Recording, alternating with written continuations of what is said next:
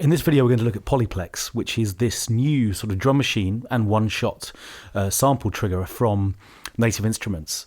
This instrument is available directly from the Native Instruments website, but it also ships for Complete 10 within the most recent release.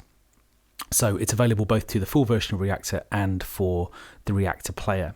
So what is Polyplex? Well, as you can see and hear, effectively what we have are 8 separate sample pads which play here across the top, which can trigger drum sounds, or one-shot samples, or big soundscapes. And effectively, these sounds trigger from C3 up to B3 within your keyboard. So you can see that there's a little sequence we were looking at before, a little thing that I've programmed, and you can see the notes to which these individual pads have been assigned. So they can be triggered directly from the middle octave of your keyboard. But much more importantly, what happens within Polyplex is that each of these individual layers is formed from up to 4 individual layers of sound. So here, this kick sound, this orange pad here, you can see that when I click on it, the rest of the interface turns orange to show me that this is the sound that I'm working on. And you can see that this sound is actually made up of 2 separate kicks and 2 one-shots. Now what this means is that if I want to, I can change the type of instrument that forms one layer of this sound. So I can choose from kicks or snare claps, hi-hats, and so on and so forth down through this list. And then having selected a category, I can then choose a subtype. So having selected kick, I might decide whether or not I want to limit my search to acoustic kicks or analog kicks, and so on and so forth. And then what I have is a list of samples from which I can choose. So effectively, what I can do is to mute these other layers. I'm just going to listen to this first layer. Having selected kick and all, I'm going to have a chance to hear all of the samples that this layer could possibly be.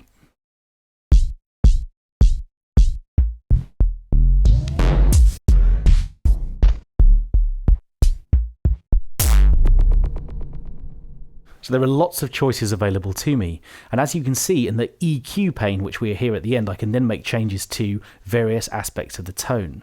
But much more importantly, I've got other changes that I can make here in the main page as well. So for this first kick, I can set a pitch offset for it.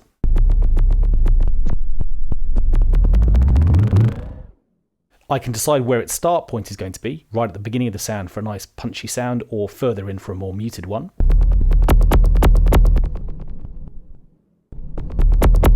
And I can choose pan and volume settings for it as well. And of course, what I can then do is, having configured one sound, I can introduce the others as well. And over here, I also have some settings. I could decide whether or not I wanted the sound to play forwards or backwards. I can decide whether it's going to be stereo or mono, and other things too. And as you can also see, dotted around the interface, I've got a chance to randomize settings as well. This little dice icon here, if I click this, what's going to happen is that the settings are going to randomize. And at the moment, that's randomizing everything for the entire sound. But if I want to randomize simply the sample choices, or the pitch offsets, or the start points, or so on and so forth, you can see that throughout the interface, I have this opportunity to create randomization.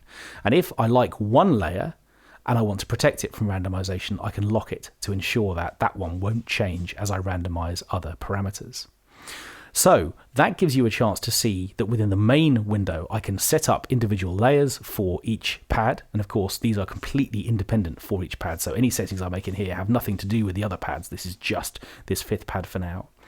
And underneath that, what I have a chance to do is to go deeper into creating modulation offsets. Now, you've been hearing, obviously, that this first layer that I was auditioning a moment ago had this kind of pitch offset, this wobble attached to it. And that's because at the moment there is an envelope routing which is controlling pitch on it. And here is the envelope page. So I have a chance to set up an envelope with the settings that I want: attack, decay, sustain and release, and so on and so forth. And what I can then do is to assign the envelope to any parameter that I like. So at the moment it's set somewhat to the pitch area, and if I want to make that larger, I can increase this number both positively or negatively. But instead, I could just turn that off altogether and introduce an LFO instead. And you can see the moment that I do that, it will begin to animate, and I can see the settings for the LFO here. So at the moment, all of these are being affected by an LFO to pitch, and what I could then do would be to choose a different waveform. So let's go for something a little bit randomized. I can sync this to the tempo of my track if I want to, and select a kind of quantize amount for it. and then what I can do is to trigger that sound and hear it.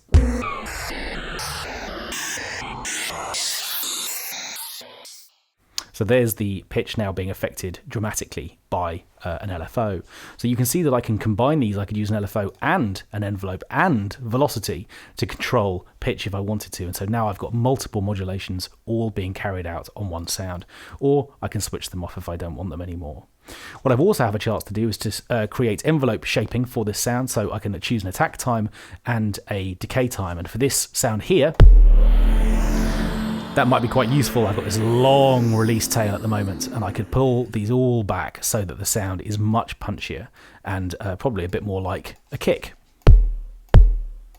with some pitch in it. So you can see that on a per sound basis, I can go through and make these changes. Let's go back to our sound here for a moment again. We could make this a bit shorter if we wanted to and pull the release times down. So once I've actually got a sound which is working nicely, I can go into the effects section. And here I can decide again on a per sound basis which effects are going to be added to this sound. And I've got both insert effects, 2 of those A and B, and I've also got auxiliary effects. So if we switch on one of the auxiliary effects, you can see how I can assign this sound into the reverb, send number 1, which is here. So there's the send level, and then I can choose settings with regard to the reverb itself, like its size. I can filter it as well. I can do all kinds of things to it. So if I wanted to add this in here, then I can. And equally, I can go through and choose different effects for the inserts as well. So at the moment I'm using compression, but I could add a frequency shifter to this if I wanted to. Or granulation delay. I just need to switch on the effect.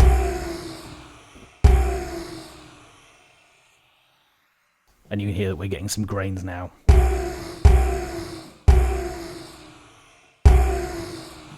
Being added to that sound. So I can choose amounts for each individual effect, begin to modulate these two, and of course what I can also do if I want to is to assign MIDI control. So if I wanted the mod wheel, for example, to control this particular parameter, I could simply select this option and then move the mod wheel, and instantly it becomes available to me to manipulate over MIDI, which makes all of this extremely playable.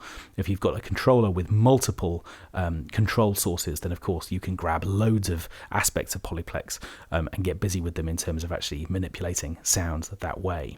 So we've seen the main page and we've seen the effects, and we've seen what's possible from that point of view. And obviously, as we've already seen, randomization plays a huge part in this too.